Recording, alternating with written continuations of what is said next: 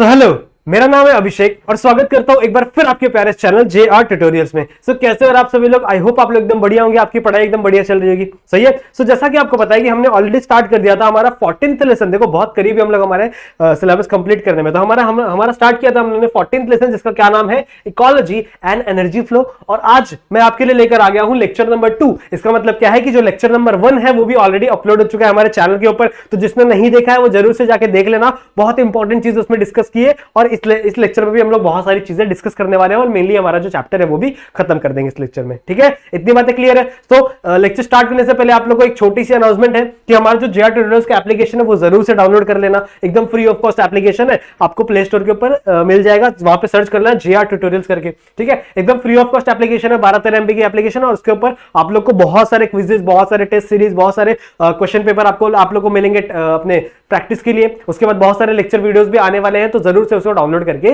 रख लेना। क्लियर है? ठीक है। और अगर आप मेरे से कनेक्ट होना चाहते हैं, मुझसे कोई बातें करना चाहते हो, तो आप डायरेक्टली आके मेरे इंस्टाग्राम आईडी पे मुझे मैसेज कर सकते हैं। अगर आपको कोई डाउट है, मैंने जितने भी अभी तक लेसन्स पढ़ा है फ्रॉम 1st to 14th, सारे लेसन मैंने ही पढ़ाया ना, तो इस सारे के सारे लेसन में अगर आपको कोई भी डाउट है तो आप वहां पर आके मुझसे डायरेक्टली पूछ सकते हैं। बहुत सारे बच्चे पूछते हैं, तो आप भी इसका फायदा उठा सकते हैं। क्लियर है? तो आज स्टार्ट करते हैं हमारा लेक्चर नंबर 2। जैसा कि मैंने आप लोगों को बताया था कि इस पूरे के पूरे लेक्चर को मैं इन पार्ट्स में कवर करने वाला हूं। फर्स्ट लेक्चर में मैंने आप लोगों को ये दिखा दिया था। तो इसमें हम लोग कौन कौन सा पार्ट कंप्लीट है? मेरा प्रोडक्टिविटी वाला पार्ट कंप्लीट है।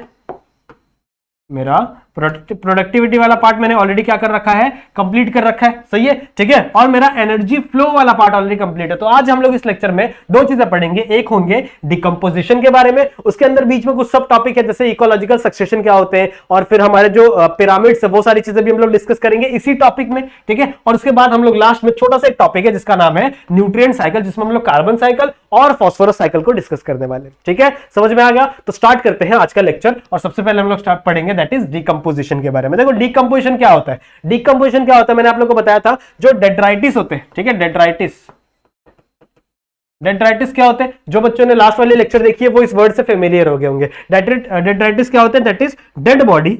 ठीक है, ये क्या है? These are the dead body of living matter.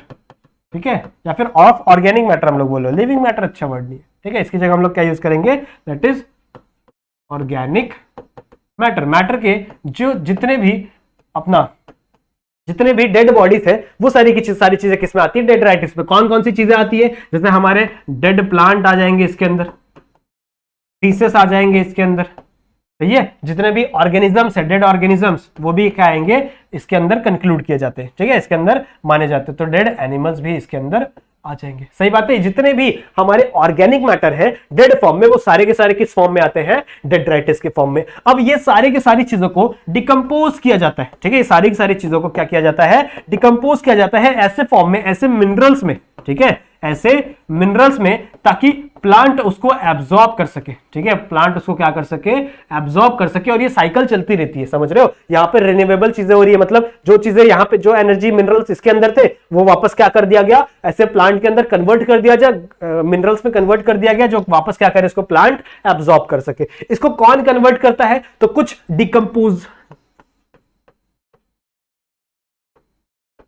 Decomposers. ठीक है, कुछ ऐसे डिकम्पोजर्स हैं जो क्या करेंगे? इसको कन्वर्ट करते हैं। साथ ही साथ कुछ हम लोग बोलते हैं डेट्राइटिवोरस भी होते हैं, इसी को हम लोग डेट्राइटिवोरस भी कहते हैं। ठीक है, कुछ ऐसे ऑर्गेनिजम्स है जो क्या करेंगे? इस डेड बॉडी को कन्वर्ट करेंगे ऐसे ऐसे मिनरल्स के अंदर। क्लियर है? समझ में आ गया? ठीक है, तो आ जाओ पढ़ते हैं थोड़ा सा इनके बारे में। डिकम्पोजिशन दो टाइप के होते हैं। ठीक है, डिकम्पोजिशन दो टाइप के होते हैं। एक होते हैं हमारे अर्थवर्म। ठीक है, एक होते हैं हमारे अर्थवर्म और दूसरे होते हैं हमारे फंगाई या फिर बैक्टीरिया। दो पार्ट में हम लोग को पढ़ना है। दैट इज एक हमारे अर्थवर्म और एक होंगे हमारे बैक्टीरिया। तो देखो सबसे पहले ये क्या करेंगे? छोटे छोटे पार्ट्स में डिवाइड करते हैं। एक बड़ा सा बॉडी होता है, ठीक है, एक बड़ा सा कोई भी ऑर्गेनिक मैटर होगा, उसको छोटे छोटे पार्ट्स में डिवाइड करने का काम किसका होता है? अर्थवर्म का। ठीक है, उसको छोटे छोटे पार्ट में डिवाइड करने का काम किसका होता है? अर्थवर्म का। इस चीज को हम लोग बोलते हैं फ्रैगमेंटेशन। ठीक है, इसको हम लोग क्या बोलते हैं? फ्रैगमेंटेशन। फिर इस फ्रैगमेंट को आगे मिनरल बनाने का काम किसका है? दैट इज फंगाई और बैक्टीरिया का। तो ये थोड़ा बड़ा प्रोसेस है। ठीक है, ये थोड़ा बड़ा प्रोसेस है। आप लोग को इसको थोड़ा और डिटेल में मैं समझाता हूं। सही है, आ जाओ। देखो यहां पे मैंने लिखा हुआ है, दैट इज सबसे पहले क्या होंगे? ये सुंदर सा डायग्राम मैंने आप लोग को बनाया हुआ है लीफ का। तो ये एक लीफ है। ठीक है, इस लीफ के ऊपर फॉर एग्जाम्पल ये डेड लीफ है। ये क्या है? डेड लीफ है, डेड ऑर्गेनिक मैटर हो गया ये, सही है। तो अब इस लीफ को सबसे पहले कौन अटैक करेगा, हमारा अर्थवर्म अटैक करेगा, सही है। इसको कौन अटैक करेगा, हमारा अर्थवर्म अटैक करेगा, और यहां पे क्या होगी, फ्रेगमेंटेशन, ठीक है। यहां पे क्या चलेगी, फ्रेगमेंटेशन, ठीक है। तो सबसे पहला प्रोसेस क्या हुआ, फ्रेगमेंटेशन, और इससे छोटे छोटे पार्ट्स में वो क्या हो गया, डिवाइड हो गया, सही है। अब इसके अंदर जितने भी मिनरल्स है, जो छोटे छोटे मिनरल्स है, वो इसके अंदर से निकलने लगते, थोड़े थोड़े मिनरल्स निकलने लगते, और वो वाटर में डिसॉल्व हो जाते हैं, ठीक है। किसके अंदर डिसॉल्व हो जाते हैं, वो वाटर में डिसॉल्व हो जाते हैं। इस प्रोसेस को हम लोग बोलते हैं दैट इज लीचिंग, ठीक है। इस प्रोसेस को हम लोग क्या बोलते हैं, लीचिंग। तो दो प्रोसेस हो गई, एक आपका फ्रेगमेंटेशन और दूसरी क्या हो गई, आपकी लीचिंग। समझ में आया। सबसे पहले क्या हुआ, फ्रेगमेंटेशन, छोटे छोटे पार्ट्स में डिवाइड हुआ, फिर वो इसमें वो क्या हो गया, वाटर में सोल्यूबल हो गए, जिसे मैंने क्या बोला, लीचिंग, ठीक है। अब इस लीचिंग पे कौन एक्ट करेगा, आपने बैक्टीरिया और फंगाई एक्ट करेंगे, ठीक है। वो क्या करेंगे, इस चीज को तोड़ेंगे, ठीक है। उस चीज को क्या करेंगे, तोड़ेंगे। इस प्रोसेस को हम लोग क्या बोलते हैं, दैट इज कैटाबॉलिज्म। कैटाबॉलिज्म क्या, देखो दो प्रोसेस होते हैं, कैटाबॉलिज्म और एनाबॉलिज्म। तो कैटाबॉलिज्म को कैसे याद रखने का, काटने से। कोई भी चीज को अगर आप काट रहे हो तो मतलब आप एक बड़ी चीज को ही काटोगे हमेशा, और वो दो छोटे पार्ट में डिवाइड हो जाएगी, समझ रहे हो। तो कभी भी कोई चीज अगर टूटती है तो वो क्या है, कैटाबॉलिज्म है, सही है। सबसे पहला क्या हुआ, कैटाबॉलिज्म। जैसे ही कैटाबॉलिज्म होता है, यहां पे क्या फॉर्म होता है, ह्यूमस फॉर्म होता है, ठीक है। यहां पे क्या फॉर्म होता है, ह्यूमस फॉर्म होता है, क्लियर है, ठीक है। इस प्रोसेस को जब ह्यूमस फॉर्म होता है, इसको बोलते हैं हम लोग ह्यूमिफिकेशन, सही है, ठीक है। और इस ह्यूमिफिकेशन से आगे चले क्या फॉर्म हो जाएगा, आपका मिनरल फॉर्म हो जाएगा। इस प्रोसेस को हम लोग क्या बोलेंगे, दैट इज मिनरलाइजेशन, ठीक है, मिनरलाइजेशन, क्लियर है, ठीक है, समझ गया। तो ये कुछ प्रोसेस समझ गई। सबसे पहले क्या हुआ, फ्रेगमेंटेशन, ठीक है। सबसे पहले क्या हुआ, फ्रेगमेंटेशन, तो ऐसे लिख लो, सबसे पहले फ्रेगमेंटेशन, फिर क्या हुआ, दैट इज लीचिंग, ठीक है। सबसे फिर क्या हुआ, लीचिंग। लीचिंग के बाद क्या होता है, दैट इज कैटाबॉलिज्म। कैटाबॉलिज्म के बाद क्या होता है, ह्यूमिफिकेशन, और उसके बाद क्या होता है, दैट इज मिनरलाइजेशन। तो ऐसे याद कर लो, दैट इज फलकम, ठीक है, फल कम ऐसे याद कर लो, जिससे तुम लोगों को ये पूरी प्रोसेस क्या हो जाएगी, याद हो जाएगी। देखो याद करने के सिंपल से छोटे छोटे ट्रिक होते हैं। मेरा ये ट्रिक है, आप लोग कोई दूसरे ट्रिक से भी याद कर लो, लेकिन सिर्फ सीन क्या है कि आप लोग को याद रखना है, सही है, समझ गया। आ जाओ नेक्स्ट पे अपन जंप करते हैं। देखो स्पीड ऑफ डिकम्पोजिशन। अब स्पीड ऑफ डिकम्पोजिशन किस पे डिपेंड करती है, कौन सी चीज रहेगी जिससे डिकम्पोजिशन की स्पीड फास्ट हो जाएगी, और किन चीजों की वजह से डिकम्पोजिशन की स्पीड स्लो हो सकती है। तो दो चीजें हैं, एक जो फास्ट करे और एक जो डिकम्पोजिशन की स्पीड को क्या करे, स्लो करे। तो सबसे पहले अगर मैं फास्ट की बात करूं तो हमारे नाइट्रोजन बेस, अगर आपके डेट्राइटिस के अंदर नाइट्रोजन बेस प्रेजेंट होगा तो आपका डिकम्पोजिशन की स्पीड क्या हो जाएगी, फास्ट। अगर आपके डेट्राइटिस में शुगर प्रेजेंट होगा तो भी फास्ट हो जाएंगी, ठीक है। मॉइस्चर प्रेजेंट होगा तो भी फास्ट हो जाएंगी, और अगर टेम्परेचर अच्छा खासा टेम्परेचर हुआ, ठीक है, ज्यादा टेम्परेचर है, तो उस टाइम पे भी आपके जो डेट्राइटिस है उसके डिकम्पोजिशन की स्पीड क्या हो जाएगी, फास्ट हो जाएगी। वही अगर मैं बात करूं स्लो कब होगी, तो अगर काइटिन प्रेजेंट रहेगा, ठीक है, अगर आपके डेट्राइटिस के अंदर काइटिन प्रेजेंट रहेगा तो वो क्या हो जाएगा भैया, स्लो कर देगा डिकम्पोजिशन का प्रोसेस, और अगर लिग्निन प्रेजेंट होगा तो भी क्या हो जाएगा, प्रोसेस स्लो हो जाएगा, सही है, ठीक है। एकदम इजीली समझ जाएगा, अच्छे से लिख के आप लोगों को बता दे रहा हूं, ताकि हर एक चीज आप लोग क्या हो जाए, इजीली दिमाग में बैठ जाए, क्लियर है, ठीक है। तो आ जाओ नेक्स्ट हम लोग को पढ़ना है, दैट इज पिरामिड्स के बारे में। पिरामिड आप लोग के बुक में दिया हुआ है, ठीक है। तो पिरामिड क्या होते हैं, किसके बारे में पढ़ना है हम लोग को, एनर्जी पिरामिड के बारे में, ठीक है, कि एनर्जी कैसे ट्रांसफर हो रही है, कौन कौन सी चीजें, वो सारी हम लोग को चीजें डिस्कस करनी है। तीन पिरामिड हम लोग को पढ़ना है, that is energy pyramid of number, ठीक है, एनर्जी पिरामिड ऑफ बायोमास, और एनर्जी पिरामिड ऑफ एनर्जी, ठीक है। एनर्जी हम लोग बात करेंगे। तो सबसे पहले नंबर में बात क्या करेंगे हम लोग, कि नंबर ऑफ ऑर्गेनिज्म, ठीक है, नंबर ऑफ ऑर्गेनिज्म। जैसे मैंने तुम लोगों को बताया था ना, कि जो जितने इनिशियल स्टेज पे होगा, जैसे प्रोड्यूसर, तो प्रोड्यूसर का नंबर सबसे ज्यादा होगा, फिर उसके बाद उससे कम नंबर होगा हर्बीवोरस का, फिर उससे कम नंबर होगा कार्निवोरस का, फिर उससे और कम होगा टॉप कार्निवोरस का, सही है। क्यों ऐसा कम हो रहा है, क्योंकि जो एनर्जी है वो कम ही जाती है, 10% एनर्जी जाती है। बताया मैंने आप लोग 10% लॉ लास्ट वाले लेक्चर में पढ़ा होगा ना आप लोगों ने, जिसने नहीं देखा देख लो, बहुत इंपॉर्टेंट लेक्चर है वो, ठीक है। तो क्या बोला मैंने, कि इसे तीन पार्ट में हम लोग क्या किया है, एनर्जी पिरामिड को बांटा हुआ है। एनर्जी पिरामिड में हम लोग कौन कौन सी चीजें लेंगे, एक हम लोग सबसे पहले नीचे क्या सबसे ऊपर क्या रखेंगे, अपना सेकेंडरी कंज्यूमर, फिर इसके ऊपर क्या रहेगा अपना, इसके नीचे क्या रहेगा अपना प्राइमरी कंज्यूमर, और सबसे नीचे क्या रहेंगे अपने प्रोड्यूसर, ठीक है, सबसे नीचे अपने क्या रहेंगे, प्रोड्यूसर, क्लियर है। तो अगर मैं बात करूं सबसे पहले पिरामिड ऑफ नंबर की, तो सबसे ज्यादा नंबर किसका होता है, प्रोड्यूसर का, ठीक है, सबसे ज्यादा नंबर किसका होता है, प्रोड्यूसर। तो प्रोड्यूसर को सबसे नीचे रखो, ठीक है, ये क्या है आपके प्रोड्यूसर, ठीक है। प्रोड्यूसर फॉर एन एग्जांपल, यहां पे मैं एग्जांपल देता हूं, आप लोग को समझ में, 50,000 है प्रोड्यूसर, कितने हैं टोटल, 50,000 है। तो इससे जो सबसे पहले क्या होंगे, दैट इज प्राइमरी कंज्यूमर,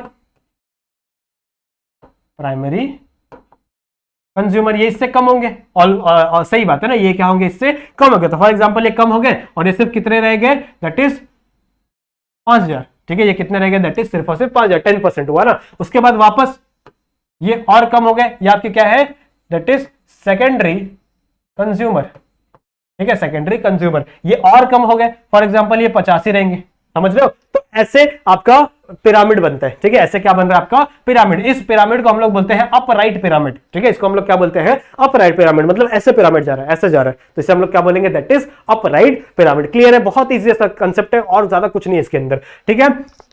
इसका एक एक्सेप्शन भी है भैया, एक्सेप्शन क्या है, एक सिंगल ट्री, ठीक है, एक सिंगल ट्री, जैसे मैं बात करता हूं बनियान ट्री की, अगर मैं बनियान ट्री की बात कर रहा हूं तो वहां पे अगर मैं बात करूं प्रोड्यूसर तो सिर्फ एक ही है, एक ही पेड़ की बात कर रहा हूं, ध्यान से सुनो, सिर्फ एक ही पेड़ की बात कर रहा हूं, वहां पे उस पेड़ पे एक ही पेड़ है, मतलब प्रोड्यूसर क्या हो गया, सिर्फ वन हो गया। लेकिन मैं बात करूं क्या उसके ऊपर इंसेक्ट सिर्फ एक ही टाइप के लगेंगे क्या, नहीं, ऐसे हजारों टाइप के ऊपर उसके ऊपर इंसेक्ट लगेंगे, और उस इंसेक्ट्स को खाने वाले जो बर्ड्स होंगे वो भी उससे कुछ ज्यादा कम। फॉर एग्जाम्पल एक ही क्या होगा अपना प्रोड्यूसर, ठीक है, प्रोड्यूसर क्या है अपना एक ही है। लेकिन अगर मैं इंसेक्ट की बात करूं तो बहुत सारे टाइप के इंसेक्ट होंगे, जैसे इंसेक्ट के फॉर एग्जांपल 10,000 इंसेक्ट है, कितने इंसेक्ट है 10,000, देखिए 10,000 इंसेक्ट उसके ऊपर प्रेजेंट हो सकते हैं, और इंसेक्ट को खाने वाले जो बर्ड्स होंगे वो इससे कम है, यहाँ पे बर्ड्स है, फॉर एग्जाम्पल ये 500 ही है, ठीक है, ये कितने हैं 500, देख रहे हो। तो अब यहाँ पे अपराइट नहीं है, ये इन्वर्टेड हो गया, ठीक है, इसको क्या बोल देंगे हम लोग इन्वर्टेड पिरामिड, सही है, इन्वर्टेड पिरामिड, समझ गया। ये इसका एक्सेप्शन है बच्चों। नॉर्मली अगर मैं पूरे इकोलॉजी की बात करूं तो इकोलॉजी में ऐसा ग्राफ देखने मिलता है, पूरे इकोलॉजी मतलब क्या, जितने भी ऑर्गेनिज्म है सबको एक साथ लेके आ जाऊं तो आपको कुछ ऐसा ग्राफ देखने मिलेगा। लेकिन अगर मैं एक्सेप्शन की बात करूं तो एक्सेप्शन में अगर आप एक बनियान ट्री की बात करोगे या फिर सिंगल ट्री की बात करोगे तो उसके ऊपर आपका जो पिरामिड है वो चेंज हो जाता है, मतलब एक ट्री के ऊपर हजारों टाइप के इंसेक्ट बैठते हैं और इंसेक्ट को खाने वाले हजारों टाइप के बर्ड्स बैठते हैं, समझ में आ रही बात। तो ये आपका क्या हो गया, that is pyramid of number. Next में बात करूं that is pyramid of biomass. Biomass मतलब क्या, वेट। तो सेम कहानी इसकी भी है, ये भी अपराइट ही होता है, ठीक है, ये भी कैसा होते हैं अपराइट ही होते हैं, मतलब सबसे नीचे क्या होंगे प्रोड्यूसर सबसे ज्यादा, फिर उसके ऊपर क्या होंगे आपके प्राइमरी कंज्यूमर, और उसके ऊपर क्या होंगे आपके सेकेंडरी कंज्यूमर। क्लियर है, तो ये भी कैसा बनता है अपराइट ही बनता है, मतलब सबसे ज्यादा मास इसका होगा, फिर उससे कम मास इसका होगा, फिर उससे कम मास इसका होगा, सही बात है ना। जैसे एक जंगल की बात कर रहा हूं तो एक जंगल में हिरन ज्यादा होंगे या शेर ज्यादा होगा, हिरन ज्यादा होंगे ना, मतलब जो प्राइमरी कंज्यूमर है वो ज्यादा होगा, फिर उसके बाद शेर क्या होंगे उससे कम होंगे, सही बात है। इसका भी एक एक्सेप्शन अवेलेबल है, इसका एक्सेप्शन है दैट इज एक्वाटिक इकोसिस्टम। अगर आप एक्वाटिक इकोसिस्टम में जाते हो तो आप लोग को इसका अपना एक्सेप्शन देखने के लिए मिलता है, ठीक है। एक्सेप्शन में क्या होंगे दैट इज फाइटोप्लैंक्टन और जूप्लैंक्टन। मैं बताता हूं आप लोग क्या होगा। अगर ये एक एक्वाटिक इकोसिस्टम है, ठीक है, तो एक्वाटिक इकोसिस्टम के जो प्लांट्स होते हैं ना उनको हम लोग बोलते हैं फाइटोप्लैंक्टन, ठीक है, उसको हम लोग क्या बोलते हैं फाइटोप्लैंक्टन। तो फॉर एग्जांपल मैं बात करूं यहां पे 100 किलो फाइटोप्लैंक्टन है, ठीक है, कितने हैं 100 किलो फाइटोप्लैंक्टन है। लेकिन जो फाइटोप्लैंक्टन है ना ये ग्रो बहुत जल्दी होते हैं, ठीक है, ग्रो बहुत जल्दी होते हैं, मतलब समझ लो कि कुछ टाइम में ही ये अपने नंबर को बहुत ज्यादा इंक्रीज कर सकते हैं। मतलब ये 100 है ना तो 100 से फटाक से ये 1000 हो सकते हैं, ठीक है, फटाक से ये क्या हो सकते हैं 1000 हो सकते हैं। लेकिन इसी के अंदर जूप्लैंक्टन भी प्रेजेंट है, ठीक है, जूप्लैंक्टन मतलब क्या, जो इनको खाते हैं। तो ये जितनी जल्दी ग्रो होते हैं उतनी जल्दी जूप्लैंक्टन क्या कर जाते हैं, इसको खा जाते हैं, सही है। तो मतलब ये 1000 तो हुए, ठीक है, लेकिन फटाक से जूप्लैंक्टन क्या करेगा, इस 1000 में से वापस क्या करेगा 900 खा जाएगा, ठीक है, 900 क्या हो जाएगा 900 केजी क्या हो जाएगा खा जाएगा। तो अब जूप्लैंक्टन की वेट कितना हो गया 900 केजी, क्योंकि इसने इसका 900 केजी खा गया और इसके पास अभी कितना बचा है 100 केजी। समझ में आ रही बात, मतलब ये बहुत जल्दी क्या होते हैं ग्रो होते हैं, लेकिन इसका जो मोस्टली पार्ट होता है ना वो जूप्लैंक्टन द्वारा क्या हो जाता है खा लिया जाता है। तो मतलब अब इसका क्या हो गया, ये प्राइमरी था लेकिन इसका जो बायोमास है वो सिर्फ और सिर्फ क्या हो गया 100, लेकिन जो जूप्लैंक्टन जो सॉरी ये प्रोड्यूसर था, प्रोड्यूसर का 100 हुआ, लेकिन जो प्राइमरी था उसका कितना हो गया 900। क्लियर है, समझ में आएगा। ये सिर्फ एक एग्जांपल लेके समझा रहा हूं आप लोग को। ये क्या है एक्सेप्शन है आपके एक्वाटिक इकोसिस्टम का, किसके अंदर देखने मिलता है ये आप लोग को आपका पिरामिड ऑफ बायोमास में देखने मिलता है। क्लियर है, आ जाओ नेक्स्ट जंप करते हैं that is pyramid of energy. ठीक है, पिरामिड ऑफ एनर्जी की बात करूं तो यहां पे कोई एक्सेप्शन नहीं है, ठीक है, यहां पे कोई एक्सेप्शन नहीं है, ये हमेशा अपराइट बनेगा। इसका पिरामिड कैसा बनेगा, हमेशा अपराइट बनेगा विथ नो एक्सेप्शन, ठीक है, विथ नो एक्सेप्शन। मतलब यहां पे कोई भी एक्सेप्शन नहीं है। ऐसा क्यों हुआ, क्योंकि देखो एनर्जी हमेशा यूनिडायरेक्शनल होती है। यूनिडायरेक्शनल मतलब क्या कि वो हमेशा एक ही डायरेक्शन में फ्लो करेगी। कभी भी एनर्जी को हम लोग रिन्यूएबल नहीं कर सकते, वापस एनर्जी को हम लोग यूज नहीं कर सकते। अगर ऐसा होता तो हम लोग अपना सूरज को बंद कर देते भैया, मतलब हम लोग तो नहीं, सूरज बंद हो जाता, हम लोग कोई फर्क पड़ता क्या, नहीं फर्क पड़ता, क्योंकि हम लोग क्या कर रहे हैं उस एनर्जी को वापस रीयूज कर ले रहे हैं। लेकिन ऐसा नहीं होता क्योंकि भैया सूरज ज्यादा सूरज दादा की एनर्जी क्या है, यूनिडायरेक्शनल है, एक ही डायरेक्शन में चलती है, वापस उसको रिन्यूएबल करना जरूरी नहीं है। अगर 2 से 3 दिन भी सूरज नहीं होगा ना तो बहुत दिक्कत हो जाएगी हमारे ऊपर, जितने प्लांट्स की स्पीशीज है सब कुछ क्या हो जाएंगी, खत्म। समझ में आ रही बात? तो हमेशा ये क्या होगा, अपराइट होगा। अपराइट मतलब क्या, जैसे मैंने आप लोगों को बताया ना 10% वाला, तो सबसे प्रोड्यूसर में सबसे ज्यादा, ठीक है, फिर उससे कम आपके प्राइमरी कंज्यूमर में, और उससे कम एनर्जी आपके सेकेंडरी कंज्यूमर। समझ में आ रही बात? जैसे इसके मैं बात करूं, इसमें 10,000 किलो जूल होगा, ठीक है, 10,000 किलो जूल होगा, तो इसमें सिर्फ कितना होगा, दैट इज 100 किलो जूल। इसके अंदर कितना होगा, सिर्फ 10 किलो जूल। समझ में आ रही बात? तो ऐसे चीजें क्या होती है, ट्रांसफर हो रही है। समझ में आ रही बात? यहां से 10% सिर्फ क्या हो रहा है, ट्रांसफर हो रहा है, बाकी का 90% क्या हो जाता है, हीट फॉर्म में लॉस्ट हो जाता है। क्लियर है? ठीक है, तो ये आपका पिरामिड ऑफ एनर्जी, जिसमें कोई भी एक्सेप्शन नहीं है दुनिया में, सब कुछ ऐसे ही फॉलो होता है। क्लियर है? नेक्स्ट टॉपिक है अपना इकोलॉजिकल सक्सेशन। ठीक है, इकोलॉजिकल सक्सेशन मतलब क्या होता है, देखो इकोलॉजिकल सक्सेशन मतलब क्या है, जैसे फॉर एग्जांपल एक ऐसी जगह है जहां पे कोई वॉल्केनो फुट है, ठीक है, जहां पे क्या फुटा है, कोई वॉल्केनो फुटा है, तो मतलब अब वहां की सारी स्पीशीज तहस नहस हो चुकी है। तो अब अगर वहां पे कुछ टाइम बाद, मतलब बहुत सारे सालों में वापस वहां पे क्या जर्मिनेट होंगी, स्पीशीज होंगी, ठीक है, नई नई स्पीशीज आएंगी। सही बात है, नई नहीं तो क्या, वही स्पीशीज वहां पे भी जर्मिनेट होंगी। मतलब किसी भी एरिया, कोई भी एरिया अगर शुरुआत से शुरू करता है इकोलॉजी बनाना, ठीक है, इकोसिस्टम बनाना, तो उसको मैं क्या कहूंगा, दैट इज इकोलॉजिकल सक्सेशन। मैंने यहां पे एग्जांपल दिया, जैसे कोई रॉक है, ठीक है, तो ये रॉक आगे चल के क्या होगा, इस रॉक में वेदरिंग होगा, ठीक है, इस रॉक में क्या होगा, वेदरिंग होगा, और वेदरिंग के थ्रू ये रॉक टूटेगा, मिट्टी बनेगा, और आगे चल के से प्लांट्स वाली कंडीशन होगी। ठीक है, या फिर कोई पॉन्ड है, सही है, तो इस पॉन्ड के अंदर भी पहले कुछ नहीं होगा, तो पॉन्ड के अंदर भी बड़ी सारी चीजें आना शुरू होंगी। ठीक है, बड़ी सारी चीजें आना, बहुत सारे सबसे पहले क्या बोलेंगे, फाइटोप्लैंक्टन आएंगे, फिर जू प्लैंक्टन आएंगे, फिर छोटे छोटे स्पीशीज होंगे, शर्ट्स उगेंगे, उसके बाद बड़ी कंडीशन आती है। तो ये जो रॉक वाली कंडीशन है, इसको हम लोग बोलते हैं जेरिक कंडीशन। ठीक है, इस कंडीशन को हम लोग क्या बोलते हैं, जेरिक कंडीशन। वही अगर मैं पॉन्ड की बात करूं तो इस कंडीशन को बोलते हैं हम लोग हाइड्रिक कंडीशन। क्लियर है? हाइड्रिक मतलब क्या, हाइड्रो मतलब वाटर होता है ना, तो हाइड्रिक कंडीशन, और ये क्या हो गया, जेरिक कंडीशन। और ये किसमें कन्वर्ट होता है, इस कंडीशन में, जिसको हम लोग क्या बोलते हैं, that is magic condition. Clear है? समझ में आ गया? इसको हम लोग क्या बोलते हैं, मेजिक कंडीशन में। देखो अब यहां पे मैंने आप लोगों को बताया है कि कौन कौन सी चीजें कैसे कैसे ट्रांसफर होती है इस पूरे सीरीज को। ठीक है, इस पूरे सीरीज को हम लोग बोलते हैं सीरी। ठीक है, इस पूरे सीरीज को हम लोग क्या बोलते हैं, सीरी बोलते हैं। समझ में आ रही बात? ठीक है, ध्यान से सुनो। ठीक है, इस पूरे सीरीज को हम लोग क्या बोल रहे हैं, सीरी बोल रहे हैं। इतना क्लियर है? ठीक है, सीरी के बाद सीरल स्टेज होती है, ये पूरा का पूरा सीरी है, और इन स्टेजेस को, इसके बीच बीच के एक स्टेजेस को हम लोग क्या बोलेंगे, दैट इज सीरल स्टेज। ठीक है, एक स्टेज को हम लोग क्या बोलेंगे, सीरल स्टेज। उसके बाद जहां से चीजें शुरू हो रही हैं, ठीक है, जहां से चीजें शुरू हो रही है, फॉर एग्जांपल रॉक में बात कर रहा हूं, तो रॉक में जो सबसे पहला ऑर्गेनिज्म आया होगा उसे हम लोग बोलेंगे पायोनियर स्पीशीज। ठीक है, पायोनियर मतलब जो सबसे पहले आता है, तो उसे हम लोग क्या बोलेंगे, दैट इज पायोनियर स्पीशीज। और पायोनियर स्पीशीज के बाद जो सबसे लास्ट वाली स्पीशीज होगी, ठीक है, जो सबसे लास्ट वाली स्पीशीज होगी उसे हम लोग क्या बोलेंगे, that is our exterior species. सही बात है? ठीक है, इतनी बातें क्लियर है, समझ में आ रहा है? ठीक है, तो ये सबसे पहले आपके रॉक के ऊपर क्या लग रही है, यहाँ पे लाइकन्स लग रहे हैं। ठीक है, रॉक के ऊपर क्या लग रहे हैं, लाइकन्स लग रहे हैं, तो ये आपकी क्या हो गई, that is pioneer species.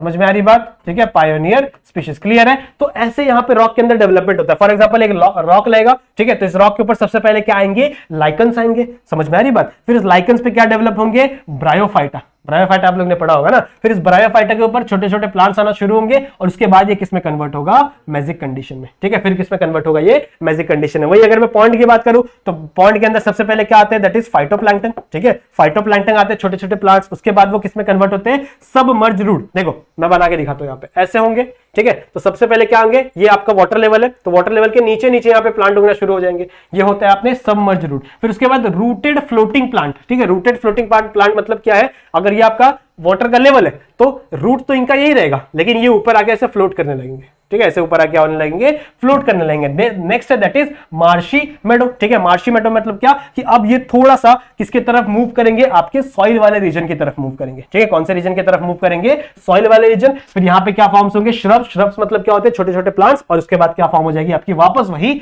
Magic condition. Clear है? इसी चीज को हम लोग क्या बोलते हैं, इकोलॉजिकल सक्सेशन। इकोलॉजिकल सक्सेशन समझा आप लोग को? ठीक है, क्या बोला मैंने, कि जहां पे कुछ नहीं था जहां पे कुछ भी नहीं था, जैसे यहाँ पे कोई वॉल्केनो फूट गया तो यहाँ पे जितनी भी स्पीशीज है वो खराब हो चुकी है ना, डेड हो चुकी है। तो यहाँ पे वापस अगर आपको नई नई स्पीशीज फॉर्म करनी है, म्यूजिक कंडीशन फॉर्म करनी है, तो उसके लिए आपको क्या करना पड़ेगा, that is ecological succession. Clear है, समझ में आया? दो प्रकार के इकोलॉजिकल सक्सेशन होते हैं, एक होता है प्राइमरी सक्सेशन, एक होता है सेकेंडरी सक्सेशन। प्राइमरी सक्सेशन मतलब क्या कि जब अपनी अर्थ जब अपना अर्थ, ठीक है, जब अपना अर्थ फॉर्म हुआ था, तो जब फर्स्ट टाइम, ठीक है, फर्स्ट टाइम नई नई स्पीशीज फॉर्म हो रही थी, उसको अपन बोलते हैं प्राइमरी सक्सेशन। ठीक है, उसे अपन क्या बोलते हैं, प्राइमरी सक्सेशन। मतलब फर्स्ट टाइम अगर आपकी स्पीशीज फॉर्म हो रही है, ठीक है, first time formation of species, ठीक है, इसे हम लोग क्या बोलेंगे, प्राइमरी सक्सेशन। क्लियर है? प्राइमरी सक्सेशन जो फर्स्ट टाइम एक बार हो चुका है। नेक्स्ट अगर मैं बात करूं सेकेंडरी सक्सेशन की, तो सेकेंडरी सक्सेशन मतलब क्या है कि एक बार एक जगह स्पीशीज थी, अब वहां पे कोई वॉल्केनो फूट गया, जैसे मैंने अभी आप लोग एग्जांपल दिया था, कोई वॉल्केनो फूट गया तो वहां पे सारी की स्पीशीज क्या हो चुकी है, खराब हो गई। तो अब यहां पे वापस नई स्पीशीज ग्रो हो रही है, समझ रहे हो? यहां पे पहले बार हो रही थी ना, यहां पे पहले हो चुकी थी, अब वापस नई स्पीशीज क्या हो रही है, ग्रो हो रही है। तो इनको मैं क्या कहूंगा, that is secondary succession. Clear है, समझ में आ गया? इकोलॉजिकल सक्सेशन दो प्रकार के, एक आपका प्राइमरी सक्सेशन, एक आपका सेकेंडरी सक्सेशन। प्राइमरी मतलब क्या कि जहां पे पहले कुछ नहीं था, एकदम बंजर जमीन थी, या फिर अर्थ पहली बार फॉर्म हो रही थी, तो वहां पे जब नए नए प्लांट्स उगना शुरू हुए, नई नई चीजें आना शुरू हो गई, तो वो क्या है, अपना प्राइमरी सक्सेशन। और अगर आपका सेकेंडरी सक्सेशन की बात करूं तो बहुत पहले वहां पे स्पीशीज अवेलेबल थी, लेकिन वो किसी भी, हम लोग बोल सकते हैं फ्लड आ गया या फिर वॉल्केनिक इरप्शन हो गया, जिसके वजह से वहां की जितने भी स्पीशीज थे वो डिस्ट्रॉय हो चुकी। अब वहां पे नया प्लांट्स वापस ग्रो हो रहे हैं। ठीक है, वापस वर्ड यूज कर रहा हूं, इसका मतलब क्या है, सेकेंडरी सक्सेशन। ठीक है, हमेशा याद रखना कि जो प्राइमरी सक्सेशन है वो थोड़ा सा स्लो होता है as compare to secondary succession. ठीक है, प्राइमरी सक्सेशन थोड़ा स्लो होता है क्योंकि यहां पे नई नई स्पीशीज बनती थी, यहां पे स्पेसिएशन होता था, लेकिन यहां पे नई स्पीशीज नहीं बन रही भैया, यहां पे पहले से स्पीशीज अवेलेबल है, वो बस यहां वहां से उड़ के यहां पे आके ग्रो करना स्टार्ट कर रही है। क्लियर है, समझ में आ गया इतना? ठीक है, नेक्स्ट हम लोग बात करें दैट इज, देखो हमारा न्यूट्रिएंट साइकिल चालू होगा। कौन कौन सी चीजें हमारी खत्म हो गई, यहां पे आ जाओ वापस हमारे इस चार्ट के ऊपर। मैंने क्या बताया था, प्रोडक्टिविटी हम लोग ने ऑलरेडी लास्ट लेक्चर में किया था, एनर्जी फ्लो हम लोग ने ऑलरेडी लास्ट लेक्चर में किया था। यहां पे अभी हम लोग ने क्या कर लिया, अपना डिकम्पोजिशन वाला जो कंसेप्ट है वो पूरा कर लिया। लास्ट 2-3 मिनट का कंसेप्ट है हमारा न्यूट्रिएंट साइकिल का। ठीक है, कौन सा साइकिल है, न्यूट्रिएंट साइकिल। इसमें दो साइकिल हम लोग पढ़ेंगे, एक अपना कार्बन साइकिल और एक है अपना फॉस्फोरस साइकिल। ज्यादा डिटेल में नहीं जाना हम लोग को, ठीक है, ज्यादा डिटेल में हम लोग को नहीं पढ़ना है। देखो क्या है फॉस्फोरस साइकिल और कार्बन साइकिल, कहां गया, आ जाओ। हम लोग को पता है, देखो हमको पता है कि हमारे अर्थ पे जो जितना भी कार्बन है वो सबसे ज्यादा किस फॉर्म में प्रेजेंट है, हमारे CO2 के फॉर्म में प्रेजेंट है। ठीक है, किस फॉर्म में प्रेजेंट है, कार्बन डाइऑक्साइड के फॉर्म में प्रेजेंट है। तो क्या होता है, देखो फॉर एग्जाम्पल ये आपका सी लेवल है, यहां पे आपके सी है बहुत सारे, और इसके अंदर कुछ CO2 क्या है, डिसॉल्व फॉर्म में। ठीक है, कुछ CO2 क्या है यहाँ पे, डिसॉल्व फॉर्म में प्रेजेंट होते हैं, कुछ यहाँ पे क्या है, नेचर फॉर्म में प्रेजेंट है। अब कौन निकाल रहा है यहाँ से CO2, जैसे बहुत सारे इंडस्ट्रीज हैं वहां से CO2 निकल रहे हैं। ठीक है, बहुत सारे इंडस्ट्रीज से CO2 निकल रहे हैं। फिर बहुत सारा, अगर मैं फर्मेंटेशन की बात करूं, फर्मेंटेशन क्या होता है, किसी भी अगर आप शुगर मॉलिक्यूल को, ठीक है, अगर आप किसी भी शुगर मॉलिक्यूल को फर्मेंट कर दोगे, क्या कर दोगे, फर्मेंट कर दोगे, तो वहां से दो चीजें बनती थी, एक आपका CO2, ठीक है, और एक आपका इथेनॉल। एक आपका क्या बनता है, इथेनॉल। समझ में आ रही बात, स्पेलिंग गलत हो गई, कोई नहीं, ठीक है, समझ में आ रही बात। तो फर्मेंटेशन मतलब क्या कि आपका जो शुगर मॉलिक्यूल है वो क्या है, फर्मेंट हो रहा है, कि क्या से, यहां से दो चीजें निकलती है, एक आपका CO2 और एक आपका इथेनॉल। तो यहां से बहुत ज्यादा अमाउंट में क्या निकलता है, CO2 भी निकलता है। फिर हम लोग बात कर रहे हैं बहुत ज्यादा एनिमल की रेस्पिरेशन से, एनिमल से रेस्पिरेशन कर रहे हैं, ठीक है, तो वहां से भी क्या निकल रहा है, हम लोग क्या करते हैं, ऑक्सीजन लेते हैं और CO2 को रिलीज कर देते हैं। ठीक है, ऑक्सीजन हम लोग लेते हैं और CO2 को रिलीज कर देते हैं, तो ये भी CO2 कहां गया, इस एनवायरमेंट में आ गया। ठीक है, कुछ नहीं होगा, यहाँ पे बड़े सारे प्लांट लगे होंगे, ठीक है, बहुत सारे प्लांट लगे होंगे, ये प्लांट क्या करेंगे, फोटोसिंथेसिस करते हैं। प्लांट क्या करते हैं, फोटोसिंथेसिस करते हैं। इस फोटोसिंथेसिस में वो क्या यूज करेंगे, आपका CO2 यूज करेंगे, और इसको किस में कन्वर्ट करेंगे, आपके ऑक्सीजन में। सही है, आपके CO2 किस में कन्वर्ट कर देंगे, ऑक्सीजन में। तो यहाँ पे क्या हो जाएगा, ऑक्सीजन मेंटेन हो जाएगा, ये एक बैलेंस है। साथ ही साथ आपके कुछ form of CO2 calcium carbonate के फॉर्म में आपके सी के अंदर स्टोर हो जाते हैं, जिसे हम लोग बोलते हैं सेडेंटेशन। ठीक है, यहाँ पे ठीक है, दिख रहा है इस शुगर, इसके अंदर इसको, ये किस फॉर्म में है, CO3। ठीक है, समझ में आ रही बात, इतना समझा। ठीक है, इतना समझा, कैल्शियम कार्बोनेट के फॉर्म में सेव हो गए, ये सेडेंट्री है। सेडेंटरी है। क्लियर है? ठीक है, समझ में आ गया? यही आपका जनरल सा कार्बन साइकिल है और ज्यादा आपको कुछ भी नहीं पढ़ना है। सही है? क्लियर है? समझ में आ गया? नेक्स्ट आ जाओ आपके last but not the least आपका फास्फोरस साइकिल। ठीक है, फास्फोरस साइकिल बहुत इंपॉर्टेंट है, ध्यान दो। ठीक है, फास्फोरस क्या होता है? देखो, फास्फोरस जनरली आपके इसके अंदर प्रेजेंट होते हैं, आपके सेडेंटरी फॉर्म में प्रेजेंट होते हैं। ठीक है, कहां पे प्रेजेंट होते हैं? आपके सेडेंटरी फॉर्म में प्रेजेंट होंगे। फास्फोरस जनरली कहां प्रेजेंट होंगे? आपके सेडेंटरी फॉर्म में प्रेजेंट होंगे। अब होता क्या है, जनरली रॉक्स के अंदर, जो बड़े बड़े रॉक होते हैं ना, उसके अंदर आपका फास्फोरस प्रेजेंट होगा। तो जब इन रॉक का वेदरिंग होगा, ठीक है, इन रॉक्स का क्या होगा? वेदरिंग। पढ़ा होगा आप लोग ने, वेदरिंग मतलब क्या होता है, इसमें ज्योग्राफी में पढ़ा होगा। ठीक है, वेदरिंग मतलब क्या, कि आपकी जो रॉक है वो धीरे धीरे टूट जाएगी छोटे छोटे सॉइल्स के मॉलिक्यूल में। सही है, आपकी जो रॉक है वो टूटेगी छोटे छोटे सॉइल्स के मॉलिक्यूल में। तो यहां पे वेदरिंग होता है रॉक्स का, और इन रॉक्स के अंदर क्या प्रेजेंट होता है? आपका फास्फोरस। ठीक है, क्या प्रेजेंट होगा? फास्फोरस। ठीक है, तो जब यहां से वेदरिंग होता है ना, तो ये किस फॉर्म में निकलता है? ये हमेशा निकलता है, दैट इज, आप लोग ने पढ़ा होगा H3PO4। ठीक है, पढ़ा होगा ना, तो हमेशा ये PO4 के फॉर्म में निकलते हैं। किस फॉर्म में निकलते हैं? H3 को हटा दो, H3 को हटा दो, और यहां पे क्या लगा दो? -3। ठीक है, यहां पे क्या लगा दो? -3। ये आप लोगों ने, ये हो गया इस फॉर्म में। ठीक है, इस फॉर्म में आपका जो फास्फोरस है वो वेदरिंग से निकलता है। ठीक है, इस फॉर्म में आपका जो फास्फोरस है वेदरिंग से निकलता है। अब होगा क्या, यहां से कुछ फास्फोरस किसके अंदर चले जाएंगे? वाटर बॉडीज के अंदर चले जाएंगे। ठीक है, कुछ फास्फोरस क्या होंगे? वाटर बॉडीज के अंदर चले जाएंगे, और वाटर बॉडीज के अंदर जाने के बाद वो सॉइल में, कुछ वाटर सॉइल में एब्जॉर्ब हो जाते हैं, और कुछ वाटर डायरेक्टली ओशन के अंदर चले जाते हैं। ठीक है, जहां पे आगे वापस क्या फॉर्म हो जाएगा? रॉक फॉर्म हो जाएगा। जो सॉइल के अंदर गए उनकी बात करते हैं, जो सॉइल में गए। ठीक है, जो सॉइल में गए, अब सॉइल से कौन एब्जॉर्ब करेगा उसको? सॉइल से एब्जॉर्ब करेंगे आपके प्लांट्स एब्जॉर्ब करेंगे, क्योंकि प्लांट्स के लिए बहुत अच्छा न्यूट्रिशन होता है ना फास्फोरस। फास्फोरस बहुत जरूरी होता है बॉडी के लिए। तो सबसे पहले कौन करेगा? प्लांट। ठीक है, प्लांट क्या कर लिए? उस फास्फोरस को एब्जॉर्ब कर लिए। फिर प्लांट को कौन खाएगा? हर्बीवोरस। तो हर्बीवोरस के अंदर वो फास्फोरस आ गया। फिर हर्बीवोरस को कौन खाएगा? कार्निवोरस। सही है, हर्बीवोरस को कौन खाएगा? कार्निवोरस। अब इन सब के डेड बॉडी, जिसे हम लोग क्या बोलते थे? डेंड्राइटिस। डेंड्राइटिस के अंदर क्या प्रेजेंट होंगे? आपके फास्फोरस प्रेजेंट होंगे। इन डेंड्राइटिस को कौन कन्वर्ट करता है? मैंने आप लोग अभी पढ़ाया था ना, लेक्चर नंबर 1 में भी पढ़ाया, लेक्चर नंबर 2 में भी पढ़ाया मैंने आपको, कि डेंड्राइटिस को वापस किस में कन्वर्ट कर लिया जाता है? दैट इज एब्जॉर्बेबल मिनरल्स में। ठीक है, मतलब ऐसे मिनरल्स में ये कन्वर्ट हो जाएंगे जिसमें आपका जो प्लांट है वो वापस क्या कर सकता है? इसको एब्जॉर्ब कर सकता है। समझ में आ रही बात? और ऐसा साइकिल यहाँ पे क्या होती रहेगी? कन्वर्ट करती रहेगी। कुछ मैंने आप लोगों को बताया, जो वाटर के अंदर चले जाते हैं ये वाले, ये वापस किस में फॉर्म हो जाते हैं? रॉक्स में, जहां पे आपकी कॉन्सेंट्रेशन ज्यादा होगी, जहां पे फास्फोरस कॉन्सेंट्रेशन ज्यादा होगी, वहां पे क्या फॉर्म हो जाएंगे? वापस फास्फोरस के बड़े बड़े रॉक्स फॉर्म हो जाएंगे। क्लियर है? समझ में आ गया फास्फोरस साइकिल? तो यही था पूरे इस लेसन में। आई होप आप लोग को ये लेक्चर से कुछ नया सीखने के लिए मिला होगा। इस लेसन में आप लोग को जितने भी आपके डाउट है वो क्लियर हो गए होंगे। क्लियर है? तो अगर आपको वीडियो पसंद आया तो वीडियो को लाइक जरूर से कर दो। ठीक है, नए हो तो चैनल पे सब्सक्राइब कर लो, क्या कर रहे हो, और जो हमारा बेल आइकन है उसको भी ऑल पे सेट कर दो, ताकि आने वाले जो नोटिफिकेशन है वो भी आपको मिलते रहे। क्लियर है? सो मिलते हैं किसी नेक्स्ट वीडियो में, तब तक के लिए कीप स्टडिंग।